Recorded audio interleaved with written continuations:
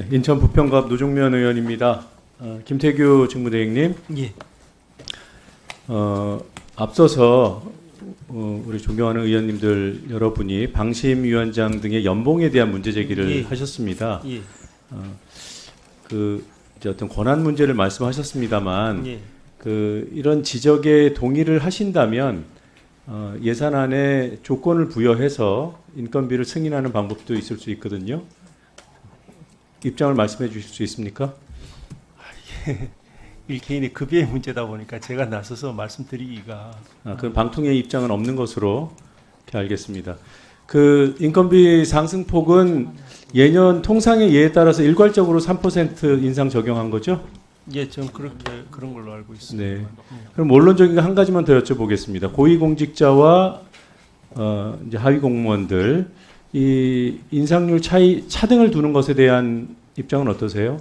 그 부분은 지금 세부 경과가 어떻게 되는지는 사실은 제가 파악을 못하고 있고, 일단 그 네. 지적 주신 앞서도 질의가 나왔습니다만 하위 공직자들의 어떤 처우나 이런 부분에 대해서 개선할 부분이 있다면 그 부분은 저희들도 한번 살펴보고 또 방심위 측하고도 한번 논의를 한번 해보겠습니다. 네. 지금 사실은 예산안을 지금 방통위원회에서 짜서 제출하는 거잖아요. 그럼 그 이전에 이미 방심이랑 협의 과정이 있었어야 되고, 제가 협의라고 표현을 했습니다만 그 방심위의 급여 인상 계획 이 부분을 방통위에 제출해서 방통위가 검토를 했어야 맞는 게 아닌가라는 생각을 해요. 지금 근데 그러한 절차는 없었던 거죠?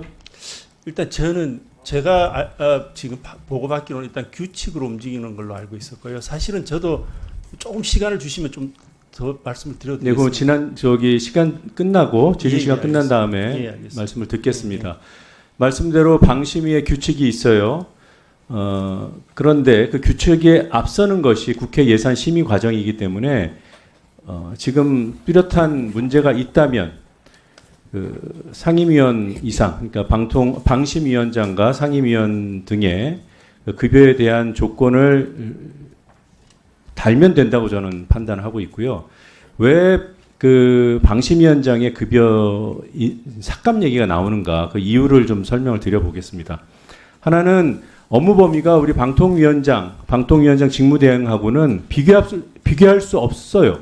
그러니까 그게 이제 일종의 전문 영역이고, 우리 방통위원장이나 방통위원장 직무대행께서는 방송통신 업무 전반을 총괄하시는 거고, 이렇게 이제 업무 범위 면에서도 뭐 같다는 정도는 모르겠지만 오히려 방심위원장이 높다는 것을 이해하기가 매우 어렵습니다. 그리고 지금 현재 방심위는 뭐 방통위의 이름으로 소송을 했습니다만 30대 0이라는 처참한 소송 결과를 빚었어요. 그만큼 무능함이 이 정도면 입증됐다 할 수 있다고 봅니다. 그리고 유희린 방심위원장 같은 경우에는 출근한 날 90% 넘게 상습 조퇴를 했습니다. 그럼에도 불구하고 어떤 업무를 했는지 이 근무 근거가 하나도 남아있지 않아요. 단 하나도 남아있지 않습니다. 입증 하나도 못했어요. 이런 무능과 무책임 이런 부분에 대한 예산 심의 과정에서의 평가와 조치가 필요하다고 보는 것이고요. 그리고 이 30대 0이라는 이 소송 스코어에서 그냥 일을 잘 못했다, 무리했다 이게 아니라 방통위의 예산이 소모됐잖아요. 편성했던 것보다 또 훨씬 많이 들어갔고, 그래서 지금 방통위 차원에서 써야 될 유류비 이런 것까지도 땡겨서 써야 될 정도로 그렇게 소송 비용을 과다하게 쓰게 만든 책임이 유희린 방심위에 있기 때문에 여기에 대한 조치가 필요하다 이렇게 말씀드릴 수 있고요. 그리고 유희림 위원장의 이 조직 관리 과정에서 사적 이용 활용 뭐 청부 민원으로 표현되는 그런 의혹이 매우 강하게 제기돼 왔습니다. 그리고 이런 청부 민원뿐만 아니라 최근에는 기강감사라는 명목으로 보복이 의심되는 조치를 지금 취하고 있어요. 지금 PPT 잠깐 보시겠습니다. 이게 국정감사 끝나자마자 방심위의 기강감사 실시 계획안이 결재가 됐습니다. 우리 김태규 대행님 알고 계십니까? 예, 여기에 구체적인 대해서 내용까지는 뭐 제가 지금 감사가 어떻게 이루어진지까지 제가 알 수가 있습니다. 네, 사전에 협의한 바는 없고요. 예, 당연히 없습니다. 통보는 받으신 거고요. 통보도 따로 없었던 거 아닌가 싶습니다. 제가 네. 보고받은 적은 없습니다. 국정감사 기간 동안에 그 방심위 내부 직원이 야당 의원들의 질의에 협조했다라는 것 때문에 보복을 하려는 게 아닌가라는 의심을 강하게 하는 내용입니다. 일단 제목 자체가 기강감사고요. 유일임 위원장이 결재했습니다. 그리고 유일임 전횡의 조력자라고 할 수 있는 박종현 감사실장이 이 감사를 맡게 되고, 또 한 가지 특이한 점은 다음 PPT 보시겠습니다. 이 감사반을 편성할 때 통상 감사실 직원으로 편성하게 되는데, 이번 건은 외부 팀원들로 구성되어 있어요. 전원이 외부 팀원들입니다. 이런 전례가 있는지 저희가 파악하기로는 전례가 없어요. 그래서 내부의 그 유일임 사람으로 감사반을 편성해서 보복을 하려는 게 아닌가라는 그런 의구심이 제기되고 있습니다. 뭐 여하튼 간에 이러한 등등의 이유로 유일임 방심위원장의 급여, 상임위원들의 급여는 반드시 통제 조치가 이루어져야 된다는 점을 말씀드립니다. 그리고 또 한 가지 우리 검토 의견에도 있었습니다만 방심위의 홍보 비용이 1억 5천만 원이 책정돼 있어요. 근데 이런 의문을 갖게 합니다. 도대체 유일임 체제의 방심위가 무엇을 홍보하려고 하는가? 일부터 제대로 해야죠. 제대로 한 일이 있어야 국민께 알리죠. 뭐 잘못했다고 자기 고백할 것도 아니고. 그리고 유일임 씨는 이 방심위원장이 되고도 청부민원 의혹을 일으킨 장본인임과 동시에 YTN 재직 시절에 단월도 홍보방송, 또 본인의 아내가 교장으로 있었던 비인가 학교 홍보방송, 그리고 심지어는 본인의 친누나 곱창전골 식당까지도 홍보해 준 사람이에요. 조직과 방송을 사유화했던 사람인데, 이런 사람에게 홍보비를 운용할 수 있는 권한을 준다? 제가 볼 땐 말도 안 됩니다. 또 한 가지, 이건 이제 방심위에서 비롯된 문제이기도 하지만 항목이 방통위의 소송비로 잡혀있기 때문에 이 소송 비용을 대폭 하향해야 된다는 그런 앞선 우리 의원님들의 그 지적에 저도 100분 공감을 하고요. 아까 우리 김대행께서 뭐 이렇게 이제 갈등을 해소할 수 있는 방법이 소송밖에 없다라는 말씀, 원론적으로 이해되는 측면도 있습니다만, 행정은 소송 리스크를 최소화하는 방향으로 움직여야 합니다. 그러기 위해서는 지금 단계에서는 예산의 일정한 정도 통제가 필요하지 않을까, 이런 판단을 해서 저도 지금 올해 쓴 예산 기준 대비 2억 원 이상, 지금 편성하시려고 하는 그 규모에서도 1억 원 이상은 삭감해야 한다는 입장입니다. 그리고 지금 심판정 만든다는 계획을 이제 실행 단계에 옮기려는 것 같아요. 김대행님, 심판정 이건 뭐 발표했습니까? 정확한 예산은 안 나와 있습니다. 안 나와 있어요? 예, 뭐 최고치는 1천만 원 이하로는 일단 얘기는 하고 있는데 네. 구체적인 액수까지는 정해진 게 아닙니다. 지금 저희가 파악하기로는 시설 관리비 1,000만 원 정도를 쓰시려고 하는 것으로 파악이 되고 있습니다. 만약에 이 계획이 실행이 된다면 지금 노후시설 관리하라고, 그거 개보수하라고, 그게 방통위를 위해서, 방통위에서 근무하시는 직원들을 위해서 필요한 일이라고 책정되어 있는 항목인데, 안 해도 되는 심판정을 만드는 데 투입된다면 시설 관리비 예산 대폭 삭감할 수밖에 없다는 점 말씀드립니다. 그리고 그 부대 의견으로 꼭 넣어야 되는 부분이, 방심위에 대한 방통위 차원의 회계 감사가 2023년도, 그러니까 지난해 실시된 수준으로, 그 기준으로, 동일한 기준으로 실시돼야 된다. 이 부분이 반드시 부대 의견으로 들어가야 된다는 점을 말씀드리고요.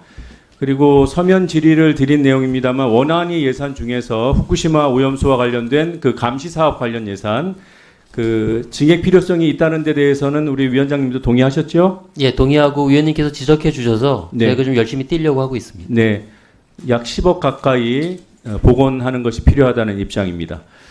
그리고 우리 과기부와 관련된 예산 한 가지만 더 말씀을, 시간이 다 돼버렸나요? 추가 질의 없죠? 예, 추가 질의 있습니다. 있어요?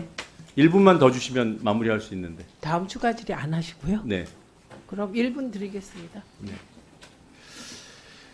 그래서 연구비를 지급을 각 기관에 하게 되면 지금 신용카드로 뭐 연구 기자재를 사거나 또 연구원들의 식대를 쓰거나 이렇게 되는 거죠, 네, 장관님. 그렇습니다. 네. 그럴 경우에 신용카드를 쓸 수도 있고 체크카드도 쓸 수 있어요. 네, 그렇습니다. 그런데 신용카드만 쓰고 있더군요. 그렇죠? 그래서 네. 신용카드를 썼을 때와 체크카드를 썼을 때 비교를 해봤어요. 근데 이 가맹점이 부담하는 수수료 차이가 280억이 나더군요. 690억 원의 신용카드 수수료가 가맹점에서 부담하도록 돼 있는데 지금 그 수수료 율에 따르면 체크카드를 쓸 경우에는 414억, 그러니까 280억 원의 가맹점 부담을 줄일 수 있어요. 그리고 카드사의 순이익이 신용카드를 쓸 경우에는 414억, 체크카드는 322억, 약 90억 원의 차이가 납니다. 그러니까 신용카드사의 순이익을 90억만 줄이면 가맹점의 부담을 28억 원 정도 줄여줄 수 있어요. 이 체크카드를 쓸 수 있도록, 그것만 쓸 수 있도록 시스템을 개선할 용의 그리고 또는 소요기간 좀 답변 주시죠. 네, 우리가 신용카드를 쓸 때는 그 카드를 뭐 잘못 사용했다든가 이렇게 결제 취소가 용이한 그런 행정 편의가 실제로 있어서 신용카드만 사용하고 있는 중입니다.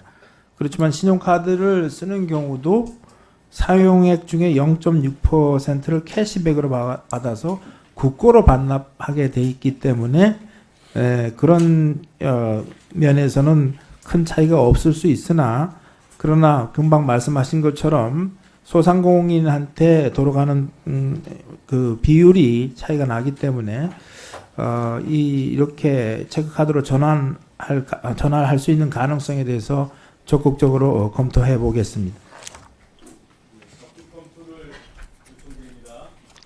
그 노정면 위원님, 아까 질의 중에 김태규 위원장에게 질문 끝나고 질의할 시간을 주겠다고 말씀하셨는데 주시겠습니까? 예, 2분 드리겠습니다. 예, 짧게 뭐 어차피 또 소위에서 드릴 말씀이기도 해서 간단하게 말씀드리겠습니다. 방송통신심의위원회와 저희들 관계에 대해서 저 역시도 처음에 왔을 때 대개 재원이 투입되면은 뭐 의원님께서 잘 아시듯이 대개 관리 감독권을 가지거나 아니면은 그 재원을 부여한 쪽에 어떤 정책적인 아니면은 그 시행하는 그것에 맞춰서 대개 이루어지는 것이 일반적인 형태이긴 한 것 같습니다. 근데 이제 그럼에도 불구하고 그러면은 지금 방심위에는 방통위에서 이런저런 재원들이 들어가는데 왜 이렇게 아무런 조치나 아니면 통제를 하지 못하는가에 대한 의문을 가지실 수 있지 않겠나 싶고 저 역시도 애초에는 그런 의문을 좀 가지고 있었습니다. 근데 제가 정리하고 제 나름대로 생각해 본 바로는 기본적으로는 그건 표현의 자유에 대한 표현의 자유는 헌법적 가치에 대한 어떤 법의 자제 아닌가 싶습니다.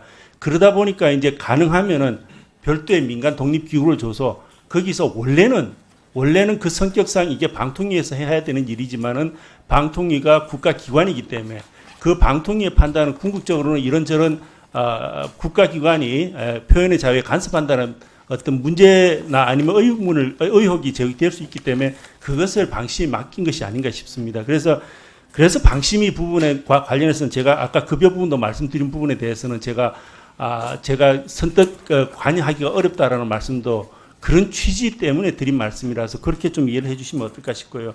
사실은 30대 1 뭐 이렇게 소송 결과가 안 좋은 부분들에 대해서는 사실은 그 부분은 뭐 이전에도 좀 논의가 나왔습니다만은 집행정지와 관련된 부분이라서 그렇게 좀 이해를 해주시면 되지 않을까 싶습니다. 나머지 부분도 좀 더 드릴 말씀은 있는데 그건 뭐 소위나 아니면 다른 기회에 또 추가해서 말씀을 드리겠습니다.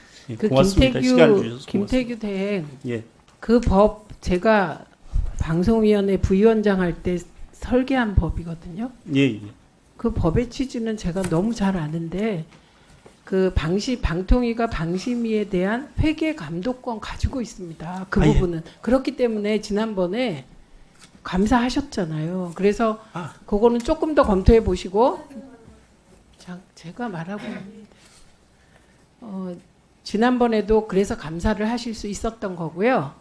네, 그래서 그 관계에 대해서 저희가 궁금한 것은 김태규 대행의 개인 생각이 아니라 객관적인 방통위와 방심위의 관계입니다. 그래서 조금 더 말씀하셔야 될 것 같고요. 김현 위원님 의사진행 발언 2분 드리겠습니다. 지금 김태규 위원장이 야당 의원의 질문에 그 사실에 부합하지 않은 답변을 지속적으로 하고 있습니다. 2022년도에 당시에 야당에서 여당 의원 된 분들이 방심위에 권한을 행사해 줄 것을 요청하면 그 즉시 방통위는 방심위에게 지시를 내렸고, 그것이 규칙을 개정해서든 아니면은 편법을 이용하든 불법을 이용하든 온갖 방법을 다 동원해서 했던 바 있습니다. 특히 감사원에서 지적된 내용이 있고 감사원 감사가 있을 때도 방문진에 대한 검사 감독권을 발동해서 검사 감독권을 행사했던 게 방통입니다. 그래서 지금 황정화 의원님도 그렇고 노정면 의원님도 그렇고 앞서 야당 의원께서 방심위 그 위원장의 월급 부분에 대해서 여러 차례 지적이 있었는데 고단 밖의 일이다라고 얘기를 하는 것 자체가 방통위 위원장의 권한 직무대행의 직무유기에 해당된다고 보기 때문에 야당 의원들의 질의에 대해서 좀 더 성실하게 답변해 주실 것을 위원장님께서 촉구를 해주시기 바랍니다. 이거는 명백히 물론 말씀을 하셨지만 저희 야당 의원들의 지속적인 질문에 계속 권한 밖의 일이라는 답변을 계속하고 있습니다. 아니면은 살펴보고 나서 그 책임 있게 답변을 해야 된다고 생각합니다. 예, 이 부분은 맞습니다. 회계감사 감독권은 있습니다. 그렇게 설계되어 있습니다. 왜냐하면 그렇게 하지 않으면 이게 위상 자체가 민간 독립기구 위상이잖아요. 그런데 그 선을 방통위하고 어쨌든 그어놓은 이유가 최소한의 돈에 관한 것은 방통위가 국가가 그건 감독할 수 있게 하기 위함이거든요. 그러니까 그러니까 지금 김영 간사님의 지금 지적은 타당하십니다. 그래서 만약에 조금 더 검토가 필요하면 검토하고 답변하신다고 하시는 게 맞습니다. 조금 더 검토해 보시고 보고도 받아 보시고 그리고 답변하십시오. 그렇게 하십시오. 회계감사 부분은 뭐 제가 그 부분은 시간이 없어서 말씀 못 드렸는데 회계감사 부분은 뭐 이전에 있었던 건 알고 있습니다. 그리고 그거는 권한이 있는 것으로 저는 그래서 생각하고 요건 있습니다. 거기까지. 그래서 유일임 위원장의 소위 그 임금과 관련한 문제에 대해서는 조금 더 검토가 필요한 것 같습니다. 김태규 대행의 검토가 필요한 것 같으니 검토해 보시고 책임 있는 답변을 위원님들께 해주시기 바랍니다. 최영두 간사님 2분 드리겠습니다.